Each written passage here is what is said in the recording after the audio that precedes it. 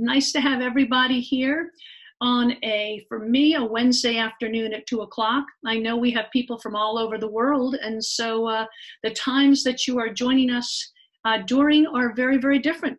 Speaking of times, next month for the education webinar, we're going to be meeting at 8 p.m. Eastern Time, which will be 8 a.m. in Thailand, and also 8 p.m. in some parts of the United States where we have students who are going to be doing some presentations, and 8 a.m. for some students in Thailand who are doing presentations, so that it fits into their schedules a little bit better. So today, we're going to be talking about prevention and protection from the world's most dangerous animal. And if we can have the next slide, please. I want to, for our welcome and introductions, I want to again just say thank you all for being here. It's just so wonderful to have people from all over the world who are joining us and working hard to reduce the threat of the world's most dangerous, the pesky mosquito. Today, we have the great honor to have who is the project manager for the entire state of Maryland's mosquito program. He works with the Department of Agriculture, and I'll tell you a little bit more about him when we get ready to have his presentation. We will also hear from our very own Liz Burke, who's joining us from Alaska, on some of the mosquito-transmitted diseases and giving us a little bit of information about some research that she's been working on. I will talk a little bit about how you could potentially do some prevention and protection programs within your community with the audience that you're working with. And I'll give a fabulous example from the Los Angeles Public Library program.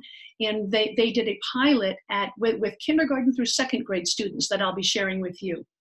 I will also share with you this month's honor roll and reveal the winners of the Mosquito Blitz. I already kind of jumped in and said that our very own Ian, also known as Ercuenio Martinez da Borda, is one of our winners. And we're happy to have him with us. And of course, I'll talk about upcoming events. Next slide, please. So the Globe Mission Mosquito Campaign, I always like to start with this. This is a campaign where we're connecting citizen scientists of all ages to monitor changes in the frequency, range, and distribution of potential disease vector mosquitoes. And people are helping to conduct research to see how these vary in response to changes in environmental conditions, as well as a fusion of the formal GLOBE program and the GLOBE Observer program. Next slide, please. There's 4 steps for the Mosquito Habitat Mapper tool. It's basically a tool you have on your smartphone and or your iPad. You don't have to do all 4 steps, so don't wait for active mosquito season to start using your app. There's the 4 steps, as I say. The first and second and fourth one do not need any special tools whatsoever other than your eyes and your smartphone with the app uploaded. You don't even have to have internet. Basically, what you're doing is you're identifying potential mosquito breeding habitats, any place where there's standing water, whether it's artificial, meaning, human-made, or it's natural. You're taking pictures, and then you'll send those pictures in so that we can see where potentially mosquitoes could be laying their eggs. If you should happen to look and see some nice little wiggly mosquito larvae or pupa or some eggs on the surface or even some adult mosquitoes, you can do a sample and count. You will realize that you are able to know these prevention and protection devices, because that's going to be super important. You also can photograph and identify the species of larvae. So let's say you do happen to find some larvae. Then what you can do is using our any kind of a little cell phone magnifier, you can take pictures of the larvae and try to identify the type of larva that you see.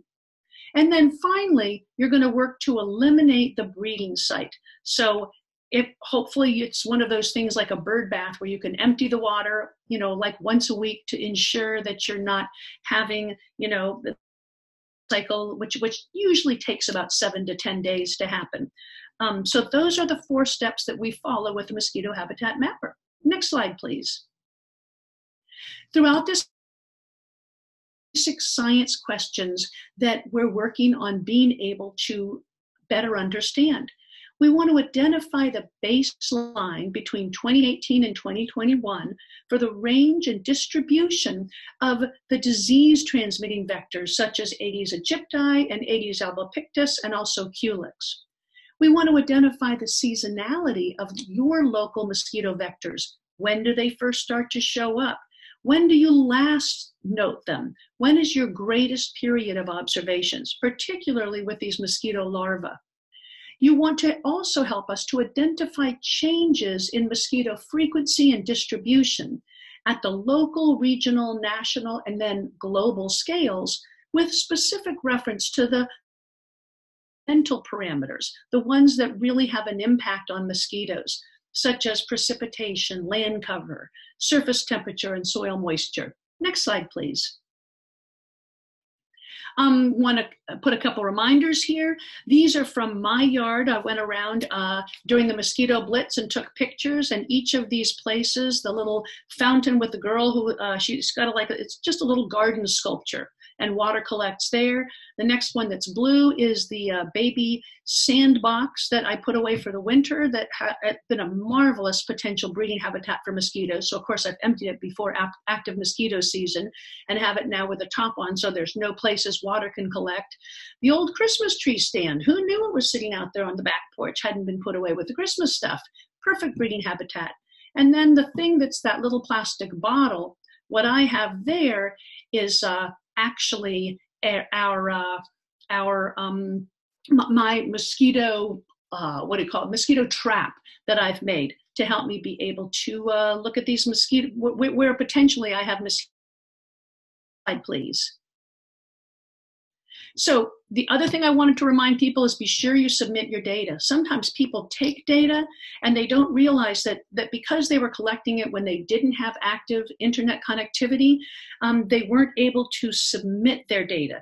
So one of the things that we want to remind people to do is to make sure that you'll note if you haven't submitted your data when you're going through, and it comes up and says, are you ready to submit your data?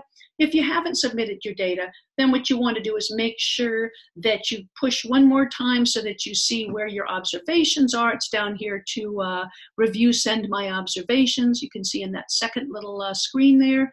And then you pick the observations that you want. You just put a click there and then you send them in. So make sure that you are sending these as well. And next slide, please.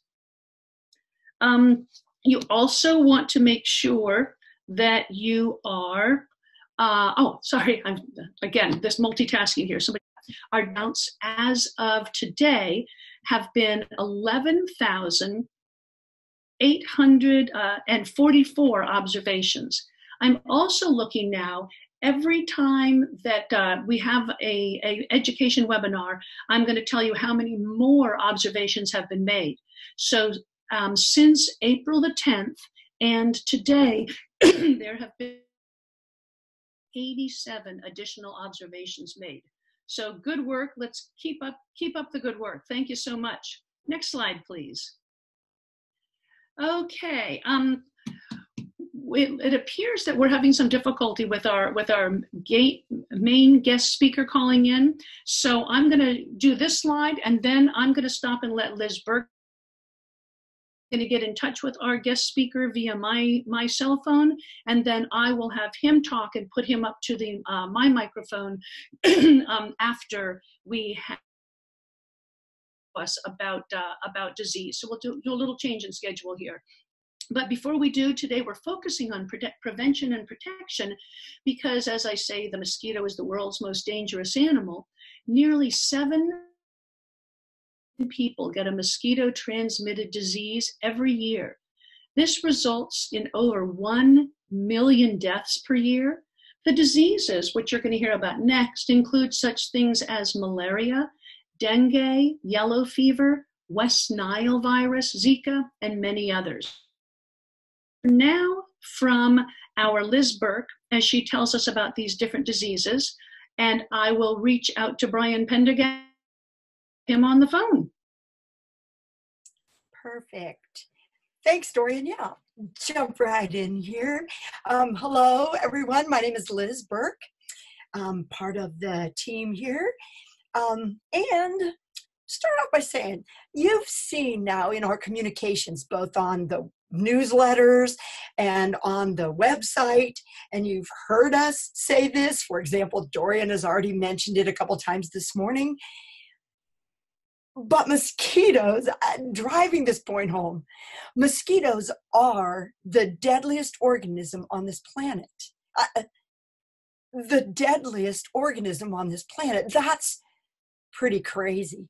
And the range of those deadly mosquitoes appears to be changing. We're getting data showing that places that hadn't reported this particular genus and species of mosquito is letting us know they're starting to show up there.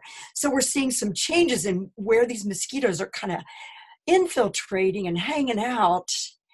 And together, those two facts, the disease part of it, they cause diseases, and they're changing their range, are two things that play into the Globe Mission Mosquito efforts, what we're doing with this campaign.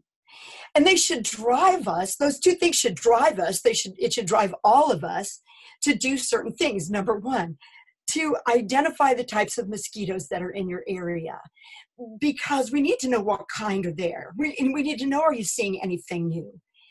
Those two things should drive us to submit our data and photos so that we record of what you're seeing and where you're seeing it. We can use those records. We can share those records. That's important data. It should drive you to eradicate the breeding sites that we talk about. That's part of the whole system that we're going through. It will reduce the chances of the diseases showing up in your locality, in your environment. It should probably actually drive you to do some of that phenology stuff, as Dorian just talked about too, letting us know when you start to see them, how much you see of them during the season, and then when they disappear out of your area. You no longer see them. Where do they go? We'll talk about that, but they're gone. So all because they cause these diseases, because their range is changing, should drive us to do those things, participate in this campaign. The work that you are doing is critically important.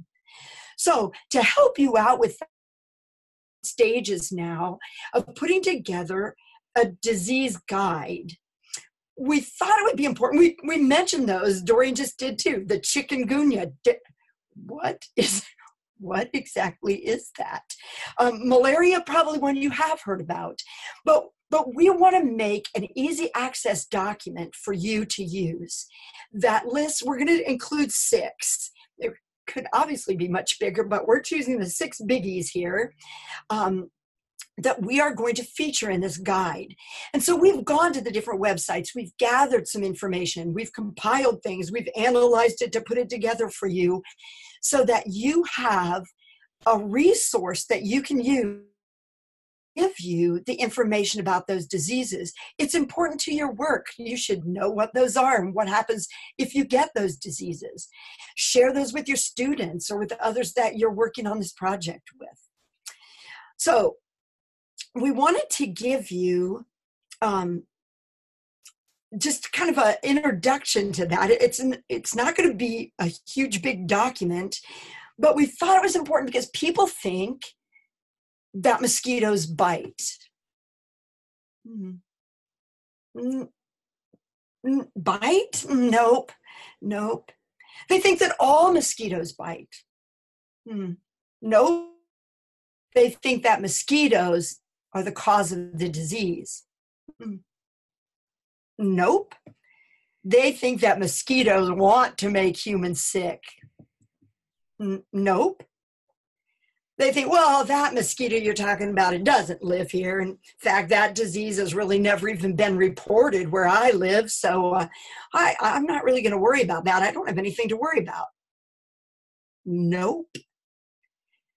So address those issues and kind of lay out some of the basic things about these diseases. We're going to feature these 6, and these are the 6 that we're going to cover in this guide for you. So this is such a just a little tidbit. It's just a little taste, just to kind of get you thinking like, I want to know more about that. These are just little blurbs that I've taken out of the coverage that we're doing on these diseases. We're going to have a guide to chikungunya. The word itself, so this is a little teaser. The word chikungunya means that which bends up. It refers to the victim's stooped posture that's caused by these horrific joint pains. And it has a worldwide range, but a pretty low mortality rate. We're going to talk to you about dengue. Dengue is the leading cause of illness and death in tropical and subtropical areas.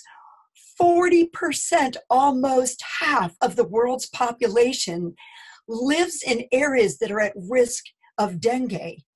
And the classic symptom is that sudden onset of a high fever. We're going to also include in this guide malaria. How could you not include malaria? It's one of the world's major public health problems.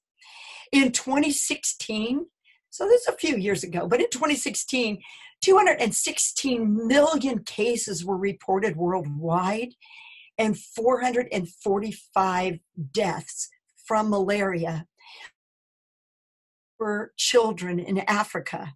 And the guide will talk to you about that, why that's the case. It's had a huge impact on human history.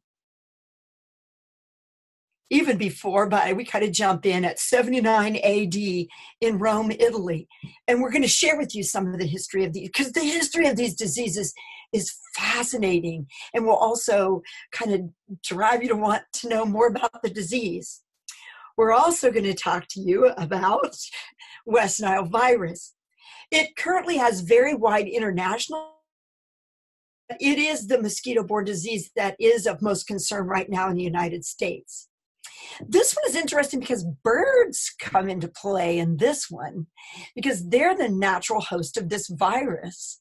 And so they play an important role in this transmission cycle. So we'll talk to you a little bit about that. We're going to have yellow fever. With yellow fever, most people have very mild symptoms or perhaps none at all. But if the disease enters the toxic phase, it can damage the liver, leading to jaundice, which is yellowing of the skin, hence the name. But luckily, there is a very effective vaccine for yellow fever. And we're also going to then wrap up our last one. Our 6th one will be the Zika virus. The Zika is actually a fairly mild disease, but the problem is that the virus itself can be transmitted from human to human. And I don't mean like a lot of these are transmitted. If I have West Nile virus and that virus is in my blood, if a mosquito, there's a role for a mosquito in this, injects its proboscis in me, extracts my blood, and then goes and bites on from you, that's a transmission of the disease. You can now get West Nile virus because it was in my blood. It's now going to be in your body. The Zika virus can go from human to human through sexual contact, through sexual intercourse, and it can also go from mother to fetus. And that's developed about getting a Zika infection during a pregnancy can lead to serious health problems, especially for the fetus itself. And so so we'll talk to you a little bit more about that. You'll learn some more about the Zika virus through this guide. Each of these 6 diseases that are up on the screen that we just talked about is going to be broken down to cover these areas. We're going to give you the cause of the disease. Is it a virus? We'll tell you what it is. We'll tell you what the vector is, what the mosquito is, the genus and species of the mosquito that will transmit that disease. We will tell you the range, where you can find these diseases, where these mosquitoes hang out that cause them. We're going to give you the transmission system for that disease. We're going to tell you the incidence of that disease. So the number of cases, how common it is. We're going to give you the symptoms. So what you can look for and what happens to a person when they get that disease. We're going to give you the treatment, what you can do when you get that disease, or what a doctor. We're going to talk about a little bit about background, kind of telling you where the name came from, why this all of a sudden is so interesting. And then we're going to give you a section on the history, because in looking through all those, it's so fascinating. The history of yellow fever, the history of malaria is just unbelievable information of that disease. So we thought we'll throw that in there. Your students would find it really interesting. We're going to also have an introduction, just probably of just basic introduction material. We're going to give you the storyline of these diseases. We're going to introduce you to the players, the vector, the victim. We're going to talk to you about the attack. We're going to talk to you about generally the disease, and we're going to give you some important vocabulary that we think you should know as you go on to talk with your students about these diseases. So watch for this. It's going to be another resource in the toolkit that we thought would maybe be useful to you as you work more with these mosquitoes and talk about these mosquito diseases. It's one of the reasons that we as a team are pretty passionate about this campaign, because of the diseases and because of the climate change and how all that plays together in the work that you're doing. So I wanted to share that with you, kind of introduce you, let you know what's coming so that you can check it out and hopefully find it useful. So thank you very much. And Dorian, I'll turn it back to you. Thank you so much, Liz. That was fantastic. A wonderful introduction for a preview of coming attractions, telling about the different diseases that can be transmitted. That's one of the things that really does get emotionally involved. It's really nice to be working with this specific tool on the Globe Observer app. We call the different things that you can do tools, because that's what you're doing. You're using these tools, and I especially like using the Mosquito Habitat Mapper, because the stakes are so high. This really is the world's most dangerous animal, and the data that you're collecting is ever so important. All right, so if we can have my slides up again, I'm going to introduce our guest speaker today. I had gone to do some research on prevention and kind of surveillance and protection in Maryland, because I was giving a talk to a civic association about mosquitoes and using the Mosquito Habitat Mapper. And I happened upon this wonderful human being, Brian Prendergast. And I say that because in the course of him and I talking to each other about the presentation that he was going to be giving, he also is helping me to reach out and find some other potential speakers for other webinars and people to spotlight and highlight and perhaps go visit their local offices, people who work for things such as the Center for Disease Control and other really fascinating organizations that are also helping to try to reduce the threat of mosquito-transmitted disease. So it is my great pleasure to be introducing Brian Prendergast, the Mosquito Control Program Manager for the state of Maryland. He works out of the Maryland Department of Agriculture. Brian has his master's degree in entomology, so he's a big bug man, and he was a medical entomologist in the Navy for 20 years. He had duty stations all over the world. If you're also interested in travel, he's the person to talk to, as well as serving 2 tours in Iraq and Afghanistan. So thank you for your service, Brian. Has retired from the Navy. He retired in 2014, and he retired at the rank of Lieutenant Commander. So it is my great pleasure to be introducing Brian, and he's called me. He is going to talk, and it's going to go through my speaker, and then Cassie will be showing his slides. So we're going to do this, dang it, one way or the other. All right. Good afternoon, everybody. I hope you can all hear me. I'll take that as a yes. And can people good? I'm seeing some yeses in the chat box. Thank you, Brian. Okay. Yeah, I had the webinar up earlier, and then it all of a sudden disappeared. So that's great. So the first slide just shows a picture of a mosquito in a farm in the Maryland Department of Agriculture. Just so I cannot see what you're seeing, but hopefully you're seeing the same thing that I'm seeing. You're good. We are. Okay. So the next slide just gives the basic mosquito life cycle. So I'm sure there's a lot of people that already know all this, but we attack the mosquito either at the larval stage, which is down at the bottom where it says it's a larva or a wriggler, or the adult stage. We can't attack the pupae, we can't attack the eggs, we don't do that too much. But that's the mosquito life cycle. And we jump down to the next slide. We prefer to do larval control, but larval control doesn't always work for a myriad of reasons. Before I get to that, we have cooperative agreements with 15 counties. And before I finish that point, I'll say that in Maryland, we have pretty much a top-down approach to mosquito control. Delaware is pretty similar to us, and that is everybody in Maryland that does mosquito control works for me. In Pennsylvania, they have a statewide program, but it works different. The counties run their own programs, and then the state gives them some grant money, and also the state tells them what to do.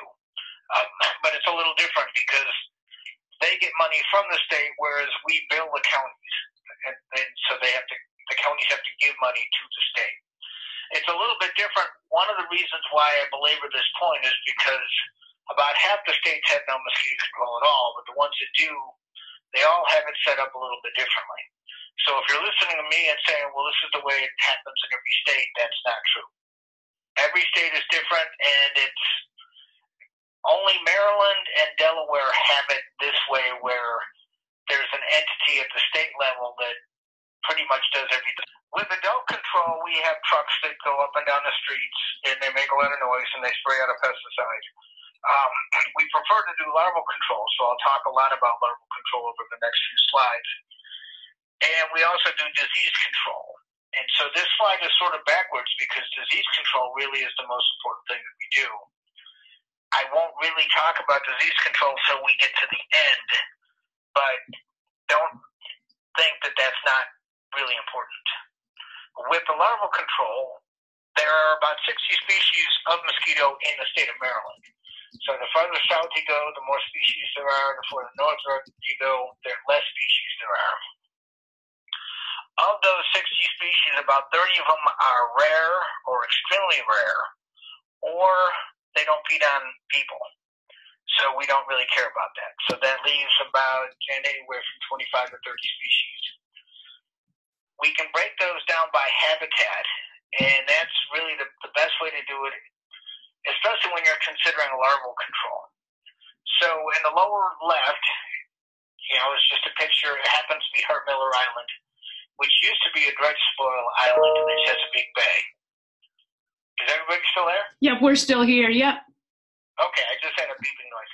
Anyway, so that's what it shows is a little area of flooding, but in Hart Miller Island, about a third of it is under a lot of water, somewhere from 6 to 18 inches. About a third of it is very dry, and the third in the middle is in some stage of flooding. And so there's large puddles that form, and the mosquitoes really love that section there.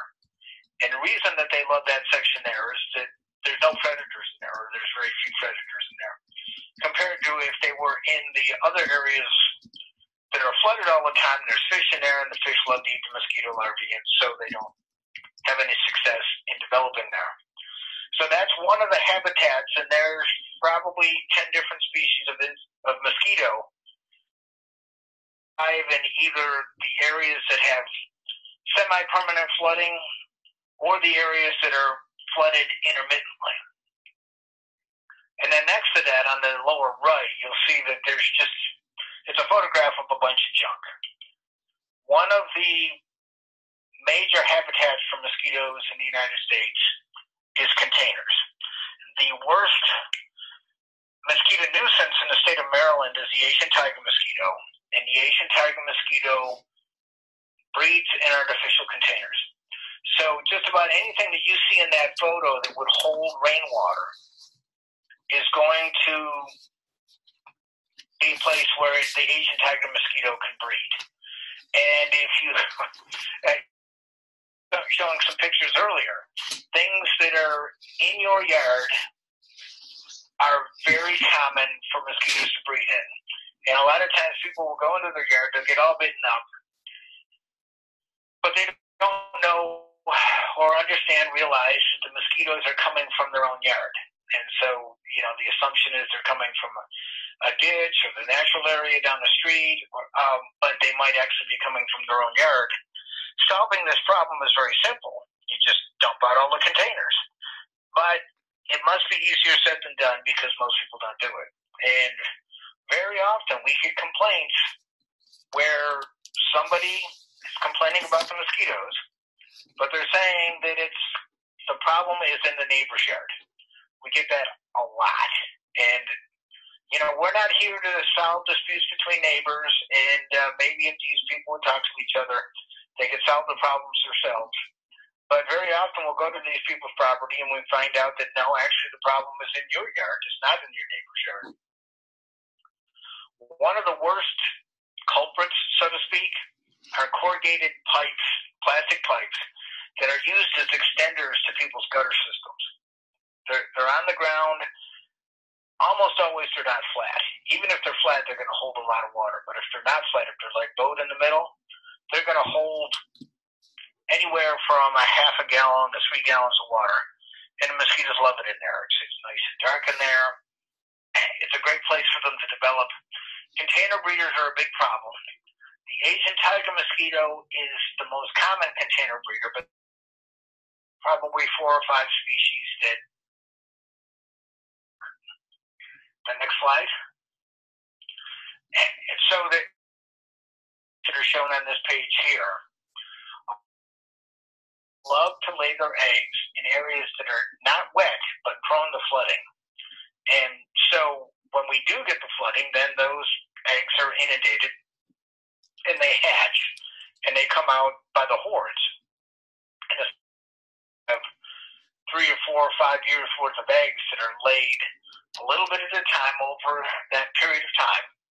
And then we get a huge rain, it all floods at once, so all of those eggs hatch at once, and about a week later the mosquitoes all become adults and they wreak havoc. And then people become very, very, very alarmed. And you apparently will hear things like, we've never seen this before, and that kind of thing. So that's what this gentleman looking at. And there's just a bunch of different species. Some will look for areas where there's not a lot of vegetative cover, and others will look for areas where there is a lot of vegetative cover.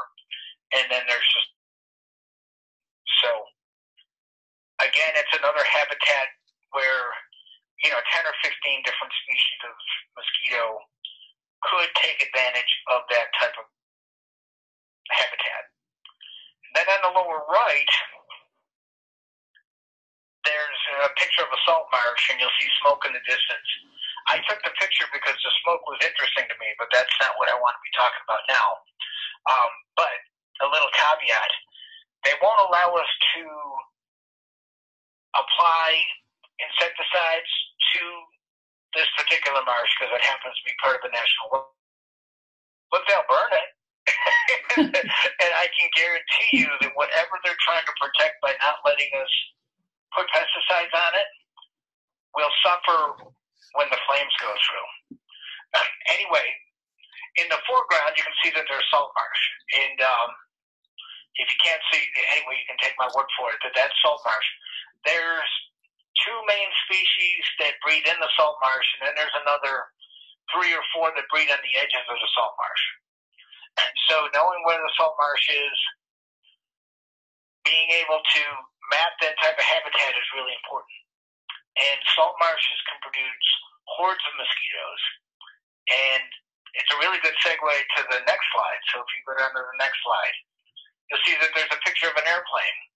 We treat the salt marsh with treat the adults partly because they won't let us treat in the National Wildlife Refuge. So we treat the mosquitoes after they come out of the National Wildlife Refuge.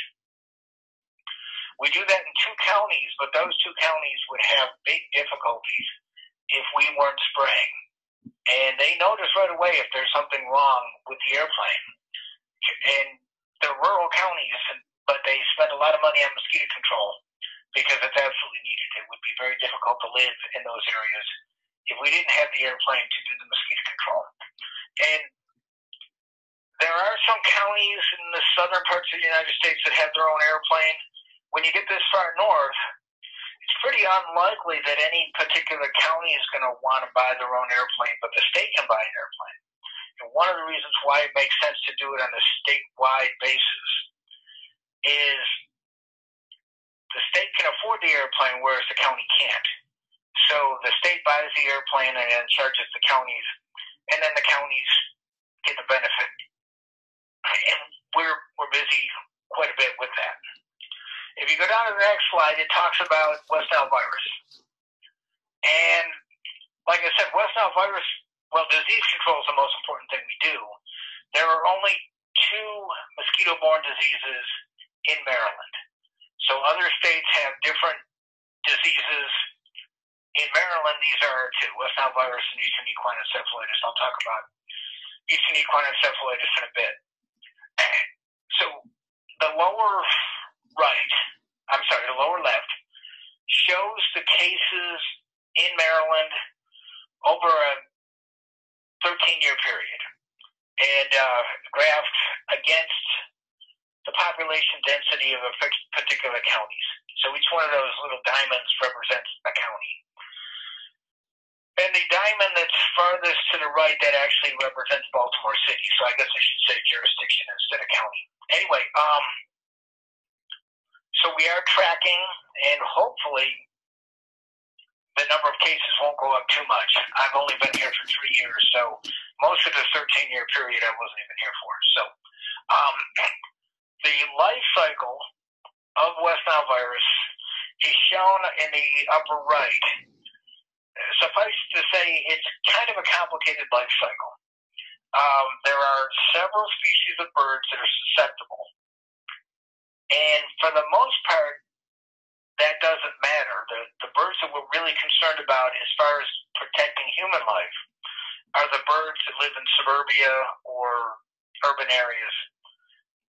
There might be birds that are out in the middle of the forest that are very, very susceptible.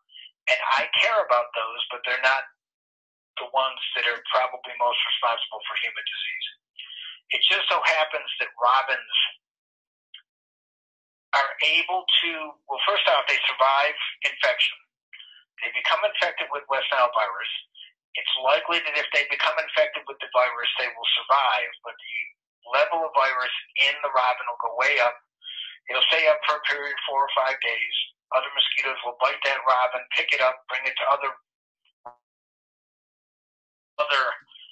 birds that live in suburbia, house finches, house sparrows. And the virus will amplify that way. If the virus amplifies enough, then it'll spill over into the human population, which is exactly what happens. And we understand how it all works, and so now we're kind of at the point of hoping to do something about it. So that's kind of where we're at. With the West Nile virus in Maryland, most of our cases are in 6 jurisdictions. So one of our jurisdictions, Howard County, it's got a fairly high population density, but there's not a lot of cases. And we're kind of focusing on that because we want to know why, and wouldn't it be nice if the rest of the state was that way. Unfortunately, we don't know what it is that protects that particular county, or if maybe they're just lucky. Who knows? But disease control is, ethically, it's the most important thing we do. West Nile virus is a very dangerous disease, and it's got a high case fatality rate, someplace from 3 to 4%, but recovery for the 95% of people that do survive is not always real quick. So ethically, it's something that we need to pay attention to, but we can't just ignore it. There is relatively few cases of West Nile virus in Maryland compared to the Midwest. There's a lot more cases in the Midwest. One of the reasons why West Nile virus exists in North America, including in Maryland, is that it exists in the birds. And so the birds are the reservoir. Basically, any disease that has a non-human animal as a reservoir can be a problem in the United States. So they're called zoonotic diseases. It's not a disease that is not zoonotic will in the States. And we have people getting off airplanes with malaria, with dengue fever all the time. But there's very rarely local transmission. So our big concerns are the zoonotic diseases. In the case of West Nile virus, it's present in the birds. If there were no humans in North America, we would still have West Nile virus because if there were no humans in North America, we would still have Lyme disease because it's in the rodents. So our big concern are the zoonotic diseases. In the rest of the world, the disease reservoir, like malaria, like dengue fever, like yellow fever. But in Maryland, we're mostly concerned about the zoonotic diseases. This is the most common mosquito-borne disease in Maryland. Lyme disease, there's far more cases of Lyme disease, but that's tick-borne. But Eastern equine encephalitis is another disease we're concerned about. And Eastern equine encephalitis landscape disease. And next slide, please, Cassie. Sorry about that. You're good. Yeah, carry on. Yeah, we're good. The slide I'm looking at right now, it says Eastern equine encephalitis on it.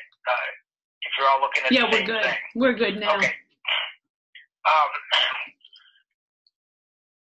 It's very much a landscape disease because the mosquitoes, the life cycle, I should say, is very similar to West Nile virus, in that the mosquitoes carry it to the birds, who give it to the mosquitoes, who give it to the birds, who give it to the mosquitoes, who give it to the birds.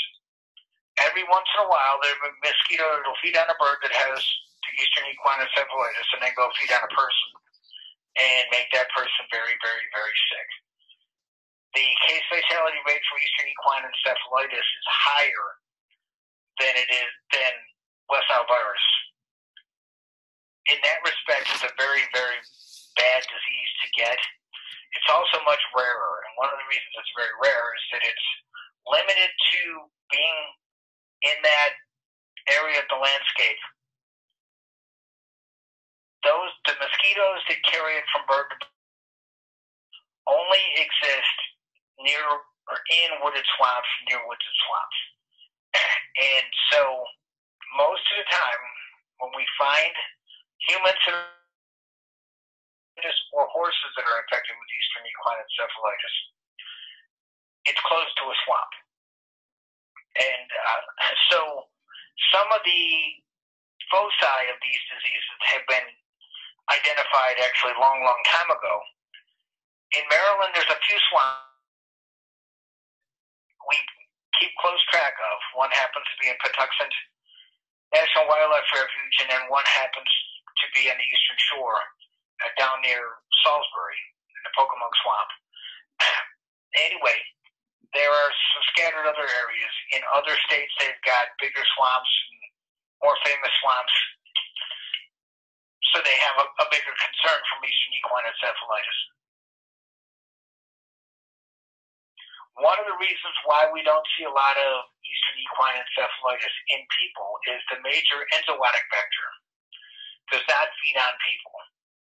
Whereas with West Nile virus, sometimes it feeds on people, and it's not limited to the swamps. It's actually all over suburbia and all over the urban areas of the state, so it's not limited to a smaller area.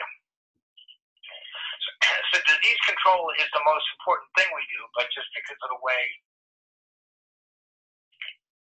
you kind of mentioned it last. The next slide, please.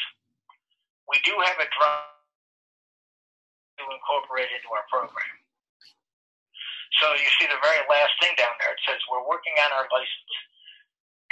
In order to use a drone, the 16-year-old kid who buys a car before he has a license, it's not useful to him or her until they get a license. But once we get the license for it, then we'll be able to use it in some areas that are hard to reach. And that's kind of the problem with nuisance mosquito control, disease-related mosquito control in North America, mosquito control in any corner of the world. Some areas are hard to reach. And having a drone, we can put a camera on that drone, and so we can see these various areas that otherwise we wouldn't be able to get a good look at. Or we can put a pesticide spreader on the drone and fly over an area, and spreader doesn't have a huge payload, but we can treat areas that we would otherwise not have access to. So it's going to be a big tool for us, an important tool for us when it comes to it. And, as far as being able to identify habitat, that is huge. So the conclusions are that there are about 60 species of mosquitoes in Maryland. There's about 15 habitat types, about the 4 major ones, and most of the mosquitoes are in those places. But being able to identify the habitat is very, very important. Most of those have been mapped over the last 30, 40 years. It gets mapped along with it, and so we're updating those maps constantly. We prefer to conduct larval control.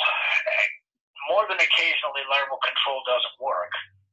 And so adult spray, we have to do that according to a threshold. So we can't just go out and spray whenever mosquitoes in a trap exceed a certain level, or the number of mosquitoes that bite our drivers after the drivers get out of the truck. Then we go ahead and apply the insecticide. The biggest diseases in the eastern equine encephalitis. So these are basically the only human diseases in Maryland that are of note. Now, in other states, they have other diseases, so, those are the only 2 diseases. Those are the only 2 diseases in Maryland. There are other states that have other diseases that are as important or more important and different rates. So that is mosquito control kind of in a nutshell. If you have any questions, you can contact me directly if you want more specific information about whatever. Anyway, well, thank you for your Brian, attention. that was a great presentation. Can I ask you, just before you go, I'm looking at the chat and there are a few questions people had. And once again, though, I just want to reiterate, what a great presentation, fascinating and super useful, to people, like you say, to be able to learn what's going on in their local area as far as, mosquito control goes. So one of the questions was, Lee wanted to know, what is the pesticide that is currently being used in the state of Maryland? Well, for larval control, everything we use is considered biorational, which is sort of a new term. It kind of means the same thing as environmentally friendly. And I consider a bacteria, which is Bacillus thuringiensis variety israeliensis, or it's an insect growth regulator, which is a chemical called methoprene. There's a couple other chemicals we use sometimes, but those are the ones we use, say, 95% of the time. Either one of those have a very low mammalian toxicity, very low toxicity to humans, and a very high toxicity to the target organism. In this case, the target organism is mosquitoes.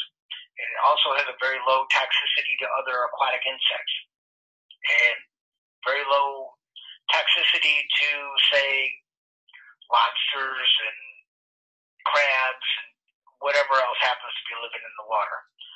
For adult control, we use a chemical called permethrin. Every state is different. We use permethrin for a couple different reasons. But there are about 5 or 6 other active ingredients that different states use. Most of the other states do use those same materials for larval control, that is the Bacillus thuringiensis or the Alticid or methoprene. Alticid and methoprene are the same thing. Sorry for throwing out too much jargon. But so most states use the same chemicals for larval control, but they may vary quite a bit in what they use for adult control. Having said that, all of the, shouldn't say all of it, most, like 90%, 95%, maybe 98% of all mosquito control districts would be using some sort of pyrethroid for mosquito control. Pyrethroids kind of dominate the industry, but there's, like I said, about 5 or 6 different chemicals that are all in the class pyrethroid. And one of the advantages to those is that they break down quickly in sunlight. So we spray at night, and then in the morning when the sun comes up, the sun breaks the stuff down. So that's one of the advantages of doing it that way. Excellent. Very, very, very helpful. Thank you. And you answered a couple questions when you were giving the response that had come up. I do see, let's see, there was another question that somebody had, and that is, have you ever seen wild animals suffering from mosquito-borne diseases? I have not. I know that there are mosquito-borne diseases that affect wild animals. And Eastern equine encephalitis will affect horses. Humans and horses are considered dead-end hosts for both of those for a couple reasons. The level of viremia never goes up high enough, but even if it did, we don't get bit by that many mosquitoes, so it's pretty unlikely, especially after we get sick, that a mosquito is going to come and take our blood and bring it someplace. I suppose there are other wild animals that contract various vector-borne diseases. I just don't know what they are. Having said that, and now that I'm thinking about it just at this very minute, some of the diseases that are considered to have a human reservoir, that is, they don't have a non-human animal reservoir, do have monkeys as a non-human animal reservoir. So, in reality, is a lot of times monkeys, like with yellow fever and with dengue fever, and with some of the malaria species, monkeys can carry it, and I don't know how sick the monkeys get when they contract these diseases, or if they just happen to tolerate it, and the disease exists in the monkeys, when the mosquito comes and bites the monkey and then goes and bites a human. I don't know if the monkey gets sick, but the human certainly gets sick. Well, Brian, thank you again. Absolutely fascinating. And I will put your email contact information up on our website in our discussion forum. That will get people to come and visit our Globe Mission. If you have more questions, I'm going to move on because I want to make sure that I have a chance to announce the winners of our Mosquito Blitz. But once again, Brian, thank you so much. Really, truly appreciate you spending time with us this afternoon to give us that information. Really, really fascinating. Well, thank you. Yeah, I think I'll stay on the line. Sounds like a plan. I'll leave you on here. So we're going to be finishing up with just a couple of things that I wanted to share upon listening to what Liz had to say about the diseases and listening to what Brian was telling us about the ways in which local mosquito control is done here in the state of Maryland. These are some of the things that you might consider doing with the community that you're working with. So you could have your students or your community research which mosquito species are found in your region. So as Brian was saying, in the Maryland area, we have about 60 different species. It turns out that how you respond and how you protect and prevent against those species can be a little different. When you're doing the spraying to kill the adults, you're generally, in that case, working to get rid of the culex, which are the ones that transmit the West Nile virus. And certainly, as he was saying, in our area, that's one of the biggest concerns. The problem, though, with the spraying is that it's not very effective for the Aedes albopictus and Aedes aegypti, which are responsible for many of the mosquito-transmitted diseases. So that's another reason, and I think Brian reiterated this many, many times, it's so important to be vigilant about monitoring and emptying water sources. There were a few questions about which is the right mosquito spray to use, and how can you make sure that you're following the law as far as your students go. And really in that case, what you want to do is check with your local mosquito control agency. Just do a Google search and write mosquito control, put in your state. That's how I found Brian. And reach out to them. If they're anywhere near as wonderful as Brian, you will have somebody who's there to answer all of your questions and more. Next slide, please. Couple of ways that at least in Montgomery County where I live, I was doing some research to find out what they're suggesting, and they have a really neat little handout that you can download, and they have a mnemonic that they use called Fight the Bite, and I thought that was kind of cool.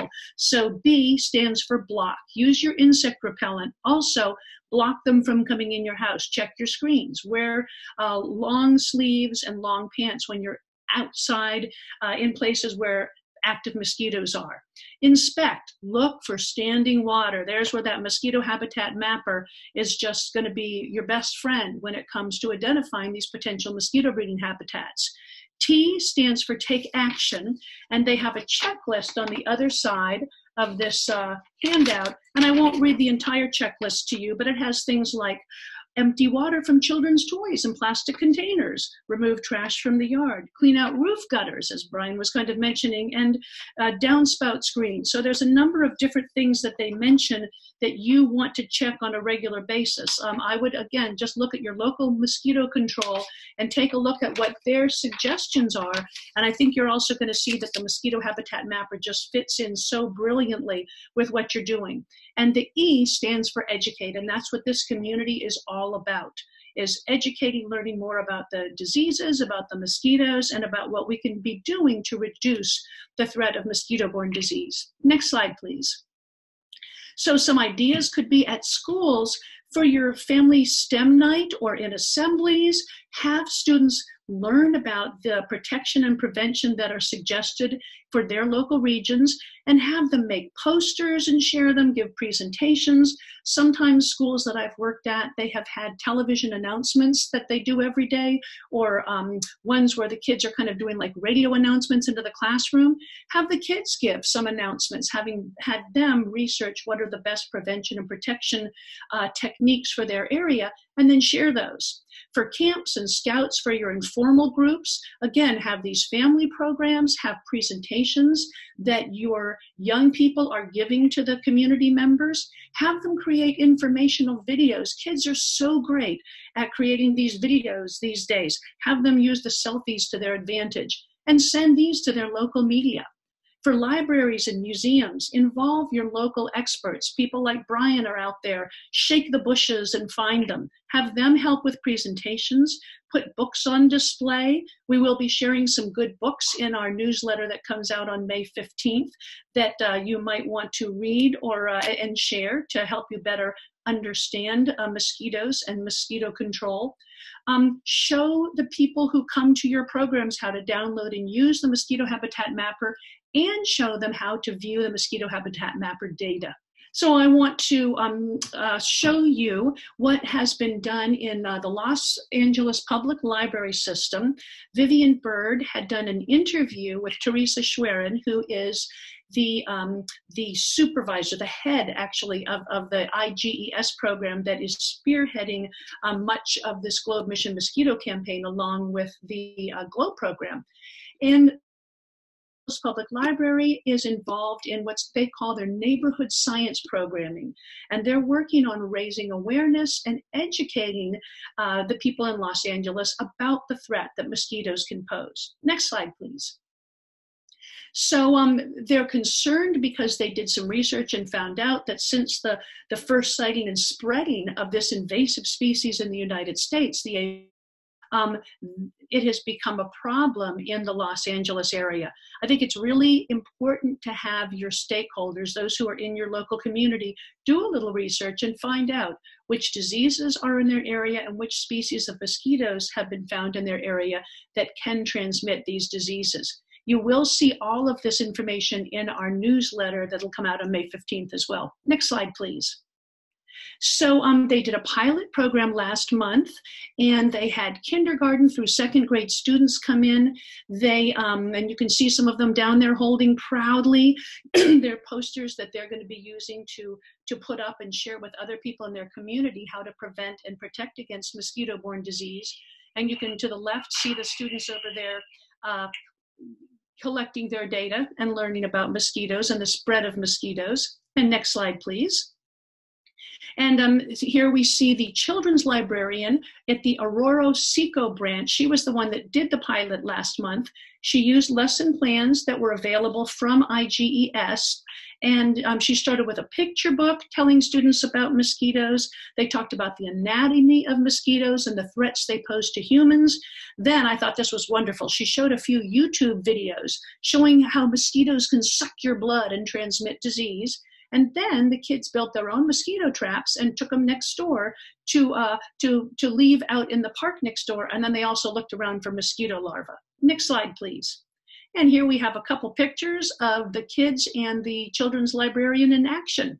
So hope to see some of your communities in action. And anytime you'd like me to shine the spotlight on you, send me an email. And I'll ask you for pictures and do a little online interview with you. And we'd like to share what you're doing as well. Next slide, please. So we had a Citizen Science Week Mosquito Blitz from April 7th through 13th. And next slide, please. Our first prize winner, the country with the most Mosquito Habitat Mapper observations, goes to, drum roll, Globe, Senegal, all from the Lycée Thelmaka School. And you see the names of the different participants who shared all of their observations. So we have Sec, Tuguyes, Nadaye, Fall, Naguire, and Sare. And these folks also happen to be regularly, which is no surprise to me, on our Mosquito Habitat Honor Roll. The first prize for taking the best scientific photograph of a mosquito larva goes to Mandoy Sek, also and he's one of our top winners as well, of the Lycée Thelmaka in Senegal. Next slide, please. We had a few more winners. So other top observers were Inez Maud at Escola e Minias Jarias from Brazil. Also Petra Sekulic from Osnova Škola Rogvica in Croatia.